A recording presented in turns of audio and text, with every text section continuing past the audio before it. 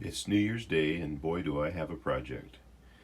I have a pair of 30B transformers, which is really more than I need for the layout, and I'll show you the layout framing after a while. It's too early to be making noise upstairs.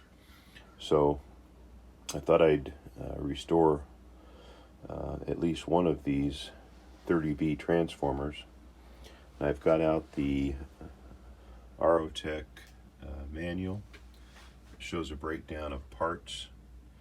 It's a pretty fascinating transformer. It's a monster, 300 watt output, and deadman switches, or deadman handles. As you can see, I have 4, so I have enough to make both of those 30Bs. There's some of the lenses for the top. And then somebody made a replacement handle out of a screwdriver. Pretty creative. Well, I'll get going on the restoration and let you know how it goes. One of the challenges I'm having with the 30B is that somebody else took these apart, and there are some parts missing. And luckily I had this little 15B, and some of the parts are interchangeable. Now what I found is the turret is not interchangeable, but the handle is, and the screws that hold that on. The 15B, I think, is 100 watt, 110 watt output, which would be more than enough for my layout. But if you notice here, that's been broken out, and I actually found the piece inside, and I thought I could glue it, but somebody else had already tried to glue it, so that's a lost cause. Similar to the 30B, there's a wiper and then a roller, similar to what you see in the Lionel KW and ZW, and that could be replaced. It's just a piece of carbon. It's kind of interesting to look inside 30B.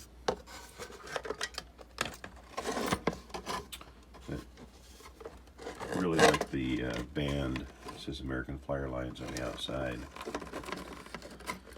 Inside is the switch for the power, double rollers. You've got a power socket in the center where the green lens goes, and then you've got a circuit breaker overload light on both sides. There's the circuit breakers down there. I haven't tested those yet. I'm really hoping to get 2 good 30Bs out of this. I think they'll clean up well. This 30B I've got back together, and I've got the bulbs in, I've got the lenses in, got the power switch on. I'm not sure which way it should be indexed. It's plugged in, so the light comes on, and both of the voltmeters just bumped. So when I push the deadman handle down, looks like it's reading probably 4 or 5 volts, and that's on the right hand side. If I go to my voltmeter, it's right on 5, so that's good. Also, when I turn it up, looks like 18.3 volts, 18.4, and the voltmeter is pegged, and it's kind of vibrating back and forth. Now on the left side, push down the deadman handle, nothing. So I think I'm going to have to get back inside and find out what's going wrong. It's not recommended to have the transformer plugged in with the case off, but I don't know any other way to test it. So I've taken an insulated handle, screwdriver handle, and if I push down and touch and run it on this roller, run this roller on the transformer winding